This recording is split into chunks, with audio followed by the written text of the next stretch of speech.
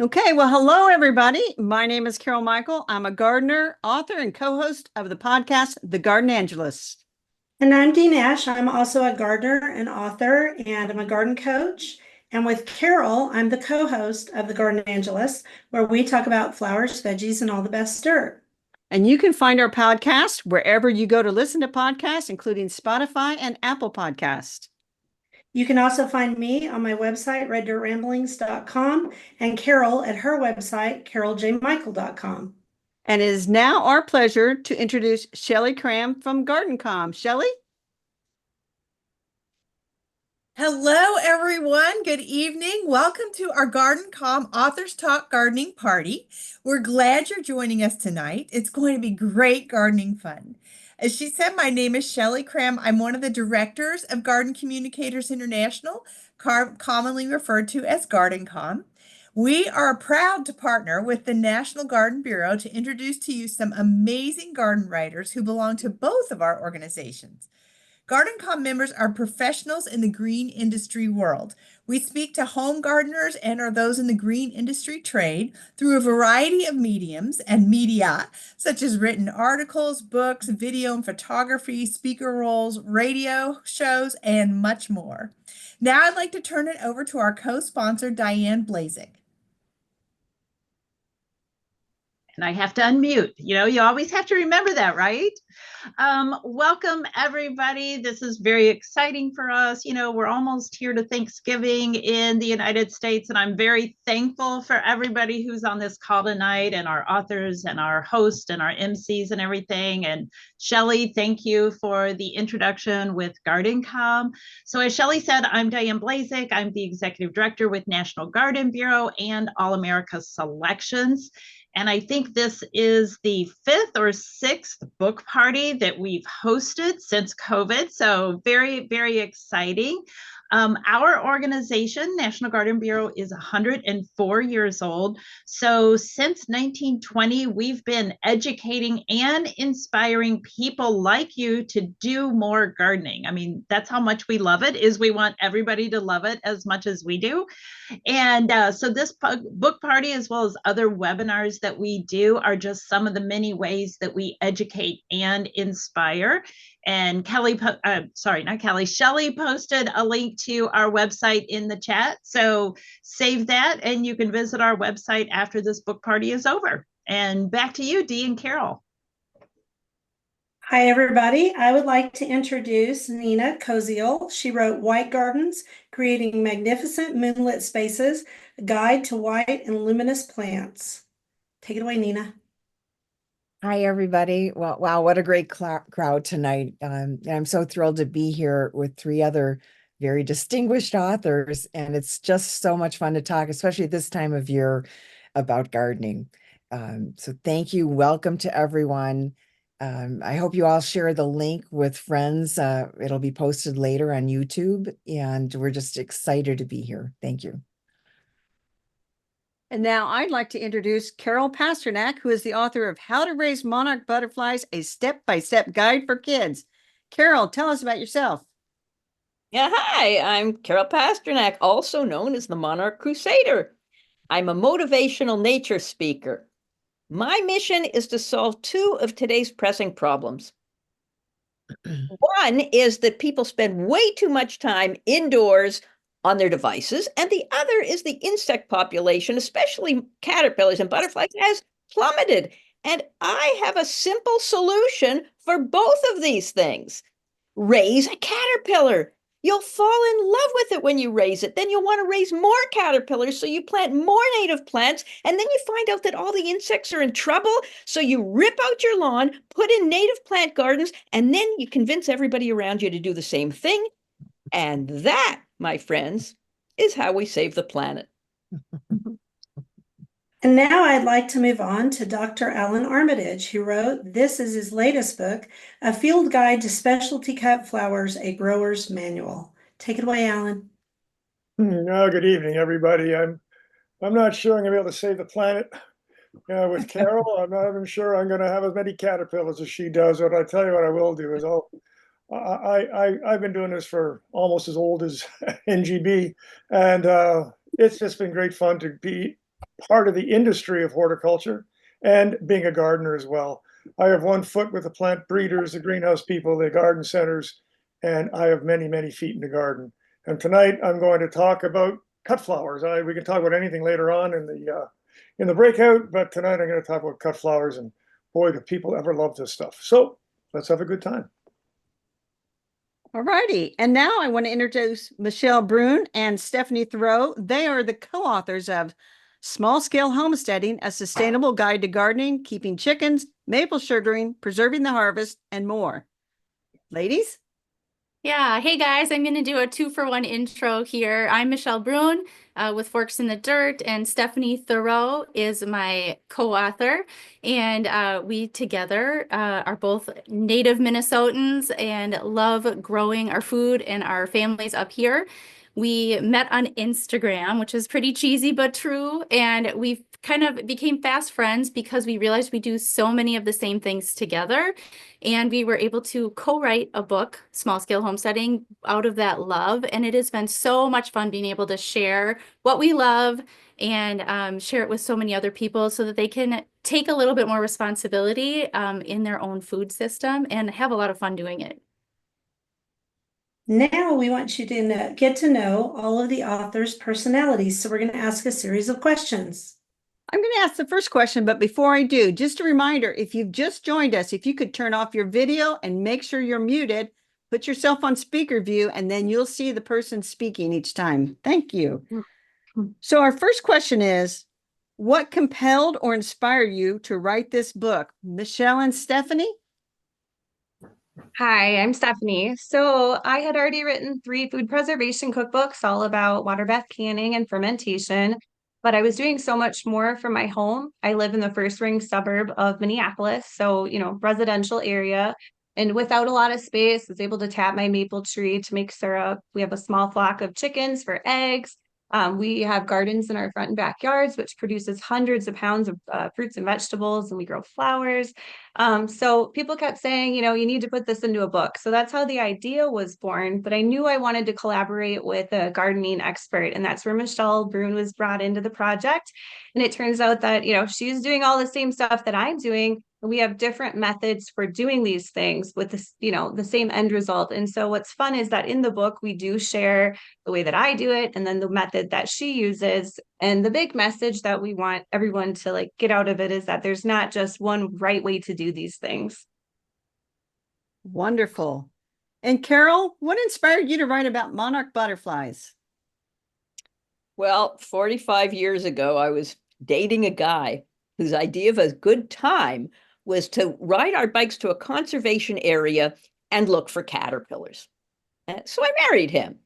And we raised caterpillars with our kids for years and years and years. And we took pictures of the caterpillars and the butterflies, but only a few, because you remember how expensive it was. And then digital photography came along. So instead of taking 2 pictures, we took 20 pictures or 200 pictures. And then the photo book came along. And now we put the pictures in a book. And I said to my friends, here, look at these pictures I took. And they said, you have to write a book. So I went to the library and I saw that none of the monarch caterpillar books had really good photography. So there you go. I had my niche. Wonderful. And Dr. A, you have written a lot of books. What compelled you to write a new book on cut flowers? Hey, everybody, listen, there's no doubt that gardeners love cut flowers. They love all plants, but to bring some flowers into the home and put them in a vase or take them over to some friends, it's wonderful, but there's also ways to do this. You want to incorporate them in your garden, but we put a book together, and I say we, my colleague Kelly Garcia and I put this field guide to cut flowers together so you can take it in the garden. You can put it in the wheelbarrow. You can go out there and see, when do I sow the seed? How long will the plant last? When do I cut it? What's the best way of preserving these if I want to do dried flowers? And it is a field guide, and it is meant to be used, thrown around, and it is going to be a little Bible. So we're really pleased with this. And there's no doubt people love cut flowers, and the people who are growing them at the farmer's market love them even more. That's how I got it. Wonderful. I can't wait to read it. Nina, tell us what compelled you to write this book about white flowers. Thanks, Carol. Well, I've been teaching at the Chicago Botanic Garden since 1998, and I was a contributor to the Chicago Tribune Home and Garden section for 22 years. And one of the classes I taught was on evening gardens, white gardens, moon gardens. And it was just sort of serendipitous. My mother's from England, had a big influence on my gardening and my love of nature. And she was just such a positive, fun, upbeat person. And about 2 years ago, she was in hospice at our house, and I wasn't looking to write another anything at that point. I was just taking care of her. And a publisher reached out. I was so shocked, but I was so thrilled to be able to tell my mom that this book project had come up. I've done a lot of other writing, but I was absolutely thrilled. And I dedicated that book to her. And I just love every aspect of the evening garden, the moon garden, the white garden. So it was a wonderful just time of serendipity for me during a kind of a difficult time. That is wonderful. Dee, the next question. The next question is, which zone or region do you garden in, and what do you want to do next, or are you planning to do next in your garden? And we're going to start with Carol. I'm in zone 6. I'm in zone 6, and 3 years ago, I knocked on a neighbor's door and asked him if I could install a garden on his boulevard. You might call it the hell strip. It's the place between the sidewalk and the road. And I didn't want any obstacles, so I didn't put down cardboard. I didn't get a permit. I didn't even find out whether I needed a permit. I didn't want any barriers. I just hand dug out 10 beds and I scavenged a bunch of native plants. My next project for next summer is to let the beds fill in and create a meadow. And I know that's going to present a lot of challenges, and I look forward to managing them. That's lovely. Dr. A, what zone do you live in, and what are your plans next? Well, it's time to come clean. This is Dr. A in the garden. And, yeah, everybody's the first question I get, where's your hat? So I'm originally from Montreal, Canada. Okay, a good hard zone 4. Then we moved to Michigan, which is balmy. And then we're now in North Georgia, foothills of the Smokies. And we started 7B, and now we're 8. I don't know what we're going to be tomorrow. But that's our zone. So I can grow some things that you can't, but then you can grow some things that I can't. It really doesn't matter. But the fact is, what am I going to do next year? Well, I'm going to have as good a time next year as I had this year. And on this cut flower thing, I'm doing new digitalis. I'm doing some new sunflowers. I'm going to try these new alströmerias coming out. And of course, my favorite, and I'm throwing seed in the ground right now, larkspurs and poppies. So there's a ton of things to look forward to. And that is where I am. Please come visit me. Beautiful Athens, Georgia. That sounds beautiful. How about you, Nina? What zone are you? And what are you planning next in your garden? I'm sort of 5A, 5B, according to the new map, USDA map. But I have to say that means really nothing, because we've had an incredible couple of polar vortexes that have rushed down from Canada and sort of killed off my Japanese maples and so on. So even though we're in a more mild situation right now, I'm still looking at hardy plants. I put in this year, we took down an old kit greenhouse that was 15 years old, and I have this glorious aubergine colored she shed / greenhouse with a patio around it. So I'm looking forward to reading Dr. Armitage's book and starting a rather large cut flower garden on our acre, 35 or so miles southwest of Chicago. So I'm already starting to plan for next year, and I love the idea of cut flowers. So I think that's true of all gardeners. I think we're always planning for next year. How about Michelle and Stephanie? What's your zone? What are you doing next year? Yeah, well, Stephanie and I are both up in Minnesota, and when we started writing the book, we were in solid zone 4. But now we're kind of zone 5. I'm still on the border, but like Nina said, it doesn't really matter because things can kind of swoop on through. But we have a little smaller number than most of you guys that are growing in the rest of the United States here. but we still get to have a lot of fun, and we play with season extension. And so that's what's coming up next in my garden next spring. I'm doing version 2.0 of my cattle panel greenhouse. So with some really simple cattle panel and poly and a little zip wall, we're able to grow a lot earlier, even earlier than in my cold frames or low tunnels. So it's been really fun to keep playing with these things. And there's a place for it too, like in the warmer zones for season extension. And it's always so fun to plan with what's next. It is. Oh, guess what? It's time for our first raffle, and that's for Ellen's book. Hey. Excellent. Okay. So this is where I get to come in and I get to draw a name. And the first name I've drawn is Lori Smith.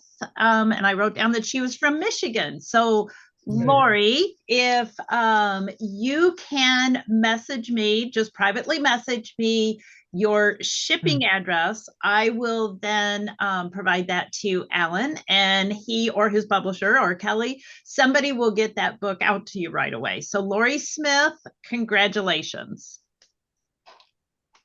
Yes, congratulations. And remember, we have 3 other books to give away, so you want to stay to the very, very end. And now let's ask everybody, who is the intended audience for your book? Dr. A, now that I recognize you with your hat, who should be buying that book besides everybody? Well, originally, first of all, thanks, Nina, for blaming the Canadians again for cold weather. That's what we're used to.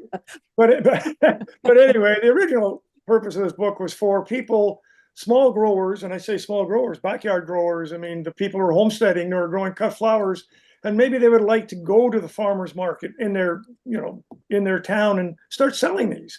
When do you sow the seed?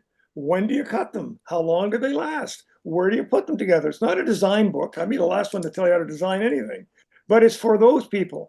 But it's amazing how many gardeners want to know more about cut flowers as well. We've kind of gone from the, let's just throw some stuff out in the garden to, hey, if I cut it now, it seems to last longer. So there's a lot of science in this book, but it is designed for the new gardener, I should say the new cut flower gardener, and the gardener themselves. So that's its intention, and it seems to be hitting both the commercial and the garden audience, and it's terrific. I'm happy about it.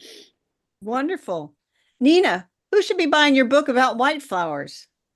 Well, it can be anyone from a novice gardener, homeowner, to a landscape designer. I work a lot with the Illinois Landscape Contractors Association with a lot of designers and landscape architects.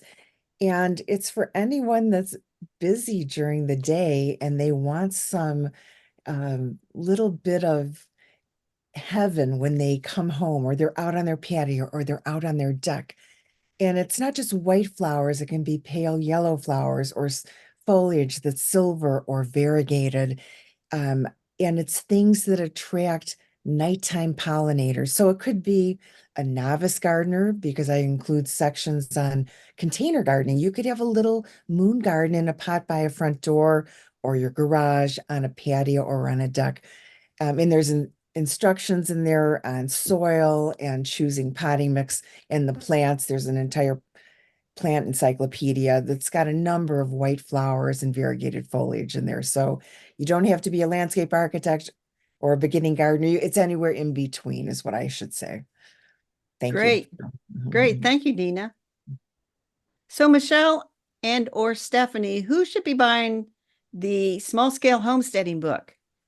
Well, we believe that it's for beginners as well as experienced homesteaders, because there's always more to learn, right?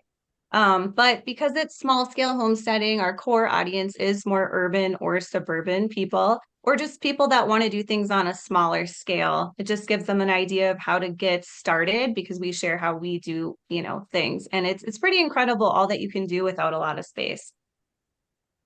Excellent. And Carol, how about your book on raising monarch butterflies? Who is the intended audience? Well, my book is called How to Raise Monarch Butterflies, a step-by-step guide for kids. So officially, it's designed for young people who want to raise monarch caterpillars. But if you read any of the 1,500 five-star reviews on Amazon, you'll see that the book is equally loved by adults. Personally, I love to read kids' books because they're easy to read, have most of the information I want. And in my book, in just 48 pages, all with photographs, anyone can learn to get started raising all kinds of caterpillars and get the whole story on monarchs from eggs to their epic migration. Sounds great. And that leads us to our fourth question. Tell us one interesting thing you learned while writing your book. And let's start with Nina. Oh, so much. I think part of the fun for me was the research. I knew a great deal about white gardens and the history of them in the United States, going back to 1844.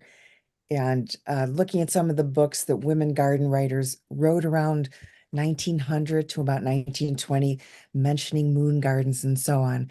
But when I started to look at Japanese gardens from 1400 years ago and the interest in viewing the moon during the harvest time and around the temples, the gardens around the temples, in the Taj Mahal, the garden there, the moon garden, the white garden there, and just Sissinghurst, one of the most well-known white gardens in England. I was familiar with that, but the more I spent researching, the more fascinating it became to me. And I just thought that was so much fun. And so of course I had to buy more books to study. So We always have to buy more books. That's just keep- the name of the game. Michelle and Stephanie, I know you guys know a lot about your topic, but what was something new you learned? Well, I think both Stephanie and I were pretty amazed at how narrow everyone's idea of what a homesteader is or was. So what is required for being a homesteader and what is a homestead? And I think today, with most of America's population living in urban and suburban areas, it was really fun to be able to open people's eyes to the fact that you do not need 40 acres and like 5 cows to be a homesteader. It really is a little mind switch in looking at your home at ways to be a place of production rather than just consumption. So if that means you grow herbs, that's where the place you start, right? And then a little bit more and a little bit more vegetable gardening, because we know gardening is pretty addictive and we want more and more. But to start, where you can start. And then maybe there's chickens, maybe there's something else, and maybe there's not, because we live in, tighter knit communities. We can ask our neighbors to do some of those things with us too. So the idea of what a homesteader is has been really fun to kind of play with. That sounds great. Carol P, not to be confused with Carol M. How about yours? What did you learn when you started to write your book on monarchs?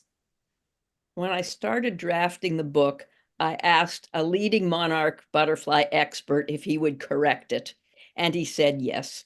And as the months went by, he kept promising to do it. And at the last minute, he dropped the ball and he said, I cannot correct this book. There are too many things that I cannot fix in it.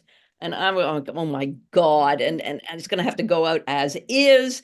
And I did some research. It'll probably be okay. But then I had the nerve to write to the 2 top experts in the world on monarch butterflies a weekend before it was going to press. And both of them sent their corrections, which was fantastic, because without them, the book would have been an embarrassment instead of great success.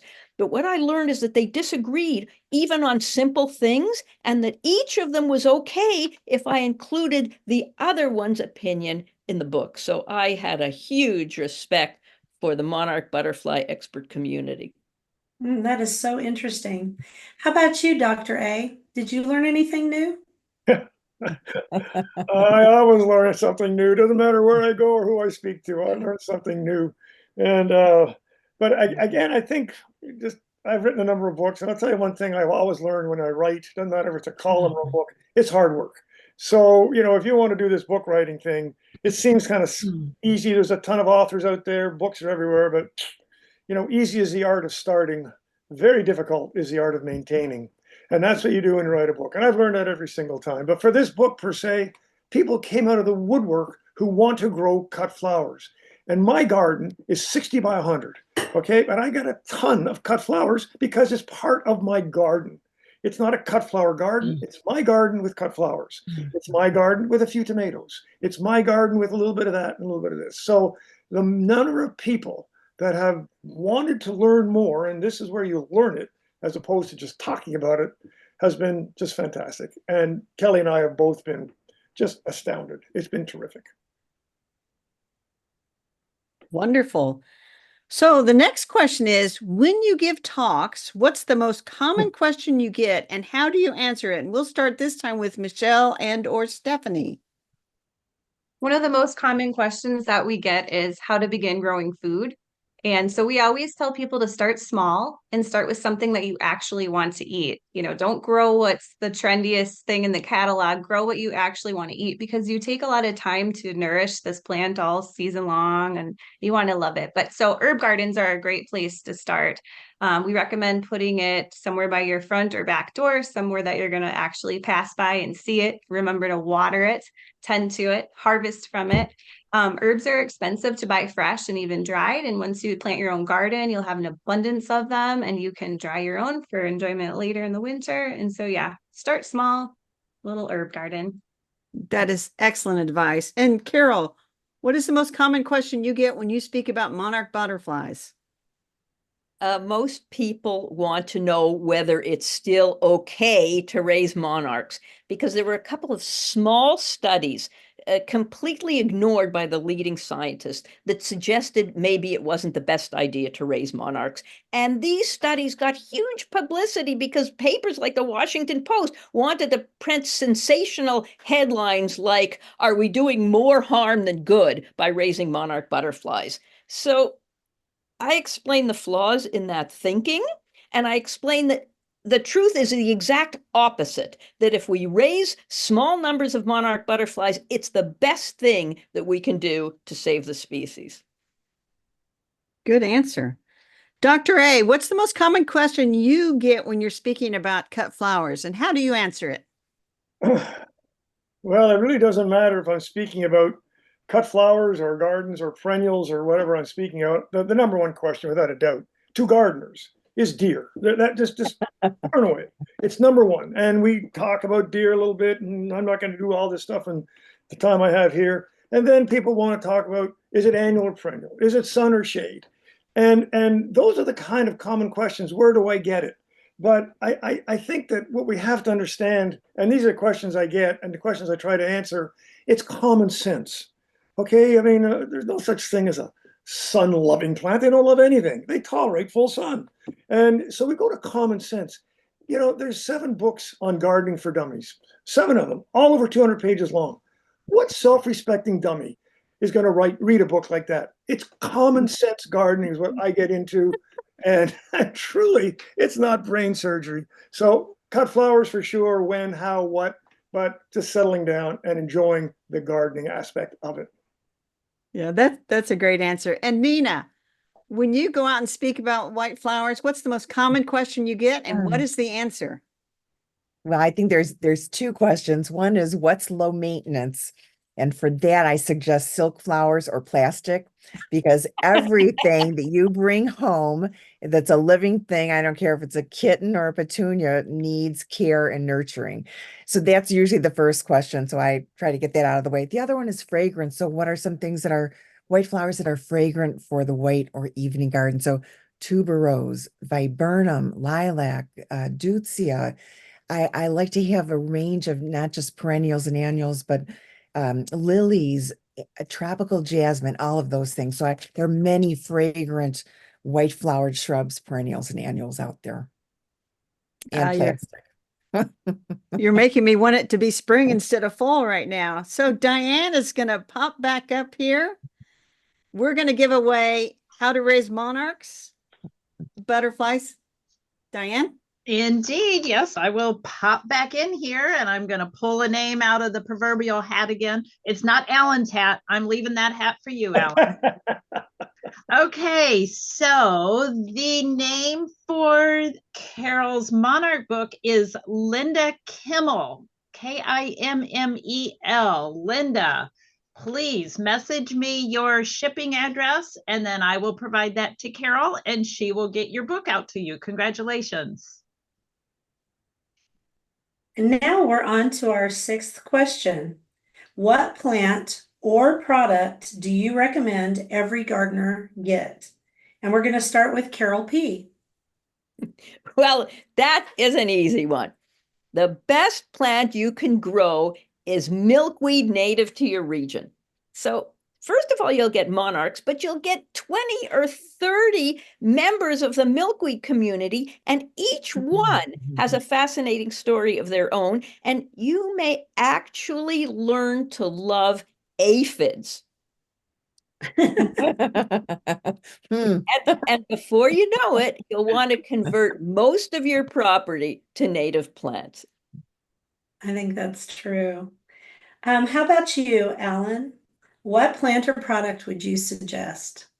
And again, for me, that's an easy one. It's not so much a plant. I can suggest 100 plants to you and you love every one of them. It's your soil. And what I do in my little garden, and I recommend to anybody, is compost. That's not mulch now, it's compost. It's organic material that you can put down. Just do it. I do it, if you got snow, as soon as the snow melts, or you can do it before the snow comes, and just put it on top of your garden. And if you have the opportunity, if you live in a country where you can get some horse manure, cow manure, black gold. And bags of compost are expensive for a gardener, but some communities have areas where they're actually doing composting. And of course, I'm sure that Michelle and that group with her homesteading is doing a lot of composting. That is the key. If you can get your soil so it's actually dirt instead of red clay, as I have, then that's half the problems right there. Compost. Ooh, I have that red clay too in Oklahoma. How about you, Nina? What Well, would you I suggest? want to hop on to what Dr. Armitage said. I would encourage everyone, especially after they get Stephanie and Michelle's book, to buy an inexpensive soil thermometer. That's for $10 or $15, that's my most trusted tool in the spring when I'm growing edibles. But for any other kind of gardener, get yourself a journal, whether you do it online. I'm old school. I go to Home Goods or Target or whatever, and I'm always looking for fun journals as I'm always jotting things down. Everyone's got a phone. That's another product. Take pictures of your garden so you could look at them during the winter.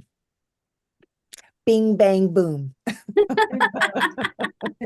Michelle and Stephanie, what about you all? A product or a plant that you would suggest? Yeah, well, again, I'll just build on the last two wonderful topics, soil, soil, and soil, because that's really where it begins and ends. If you don't have that, you're not going to have healthy food, that's for sure. We need all those microorganisms growing in the soil so that they can help our plants take up those nutrients so that we can then eat those nutrients. But I would also suggest maybe companion planting as a way of not only nourishing the other plants, but also the soil. There's a lot that goes on when we leave roots and we practice no-dig gardening. When we're leaving those roots in the soil, things are happening. You can bring in plants to help the pollinators come, to keep out pests, to hide your host plant from pests. There's so many different ways that help an organic gardener grow really good food. And it's just a wonderful way to like have a big garden party too. You're just inviting so many more insects and life in. Biodiversity for the win. Good one. All right, I've got another question for us. So what is one gardening takeaway folks will learn from your book? And we are going to start with you, Dr. A. One gardening takeaway from your book. Well, I hope they have a whole bunch of takeaways.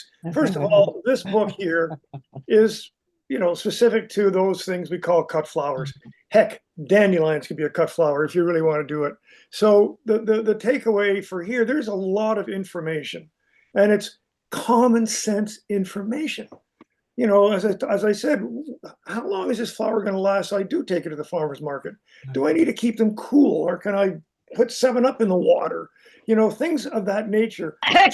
No, truly. People, it's amazing. Aspirin, but how do I plant them? When do I plant them? Up. When do I cut them? And that's the information. But what I hope they take away is a love of what they do, because it's hard work if you're going to do this for the farmer's market, but it's a ball if you just put cut flowers in your own garden and take them to your neighbors. What fun. That's what I hope they get out of it. Sounds great. Nina? So I think a main takeaway here is you don't have to have an enormous garden, to have like an evening garden or a moon garden, a white garden, you can do it in pots around where you're sitting outdoors at night or by your entryway. I think the other thing is, in the book, I talk about starting out small. Don't bite out. The best advice I ever received 30 plus years ago was from a really great gardener in the Chicago area. And she basically said, don't bite off more than you can chew. If you start a huge garden and you can't maintain it, then you're frustrated. So I have a lot of examples of things you can do and start small and then keep growing bigger and bigger. That's a good takeaway. Michelle and Stephanie, what's the takeaway from your book? One. Yeah. Well, we have a lot of projects throughout the book, but our gardening section has a part about vertical gardening, which I love because it's a great way to utilize your space if you don't have a lot, but it also adds interest to your garden regardless of the size of your space. You can grow, I've had pumpkins up there, cucumbers. We have projects, step-by-step projects for cattle panel arches, trellises and walls. Like Michelle, for example, has 8-foot cattle panel walls that she trains her tomatoes up. I mean, that's pretty fun. My aunt's done it where we do pole beans, and it's a great privacy as well as just a way to kind of maximize on your space. So I love that part of the book. That sounds great. Carol, what's a takeaway from your Monarch Butterflies book? The takeaway is that there's a whole fascinating ecosystem right in your yard. And if you nurture it and explore it, you're going to be healthier, happier, and you're going to be part of the solution. Oh, I love that. This is our final question before we get into our rooms. This is where we're going to come clean. You're going to tell us about your biggest garden goof and what did you learn from it? And we're going to start with Nina. So many, so many. Where to start? In fact, I'm just going to plug for the Chicago Botanic Garden. If you go to chicagobotanic.org, it may still be up on the homepage, but I write the monthly Smart Gardener column. And this month it was all about learning from your mistakes. And it was my mistakes. And I think that my biggest mistake, and I still have a problem correcting it, every spring, my hair is on fire at the garden center. And it's been cold, it's been wet, the snow is all dark and dirty. And so now you see everything that's full of color, and it's like I'm plunking it all into my cart. And when I get home, my husband says, "Where are those going?" And I say, "In the yard," without a plan. Have a plan. I don't care if it's a vegetable garden, a cut flower garden, have a plan so you know what to buy and you're not wasting precious resources. That's great advice. Michelle or Stephanie, whoever wants to say, go ahead. Well, yeah, so many chances to learn from our mistakes, right? But one thing I hope most people can relate to in the vegetable garden world, and all flowers and everything, have their pests that are like attracted to them. And when I was starting out, before I had implemented any companion planting, I had really big infestations of like potato bugs, Japanese beetles, and cucumber beetles one year. And I didn't have a great plan, like Nina mentioned. I didn't have a great plan on how to deal with them. And they got out of hand. And it definitely affected my harvest and my like morale in the garden, right? I was like, what am I doing wrong? Well, fast forward a couple of years, I've got lots of beneficial insects in here because I've companion planted up everywhere I possibly could stick any plants in. And then I was hand picking these insects off as I saw them come in because I didn't want the same thing to happen. And then I turned around and realized I had really wiped away all of those beneficial insects. Their whole buffet was gone. Yes. Like I had taken it all and I was like, wait a minute. So for me, it's more of a balancing act, watching nature take care of herself and giving her the chance to do that. And that is a balancing act that just kind of never gets old. I think it's always more to learn for sure. But that was probably my biggest blooper, is taking away their food. I think that's one we've all had to learn over and over again. Carol, what about you? Do you have any goofs in the garden? Yeah, 12 years ago when I wrote my book, I figured I should have a pollinator garden, and I'd never done any gardening. I don't like to do a lot of research and I don't like to read. So I saw this butterfly weed, which is a kind of milkweed at the garden center, and I planted it, and I did know it was going to be low. And so I planted it near the edge and it died. So the next year I bought another one and I planted it in the backyard instead of the front yard. And I put it near the annuals and it died. So I said, well, maybe I should read the description. And it said that it needs to be dry. Dry? Who thinks that a plant needs to be dry? I don't know when it needs to be dry. I had it near the annuals. So I was watering it and I killed them both. So the lesson is kind of that sometimes you need to read the description, not always, because sometimes they say it needs a lot of sun and it's grown fine in my part in an hour of sun. And sometimes it says it needs a certain kind of soil, and I don't even know what kind of soil I have, and it grows just fine. But sometimes it is important to read the instructions. Oh, that's a good one. I like it. Dr. A, how about you? You ever had any mistakes in the garden? Oh, I can join everybody in saying absolutely. You know, Carol, it would be nice to read a few instructions. That's why I write these books. Feel free. But having said that, no, but you know, this is gardening. It's not, as I said, it's not brain surgery. It's not rocket science. It's gardening. You're going to make moves. You're gonna mess up. There's absolutely no doubt about it. You're gonna put a clematis because it's pretty in too much shade. And it's gonna flower a few, but you don't know how well it could flower until you move it to the sun. You're going to make those. But here's my takeaway lesson to everybody.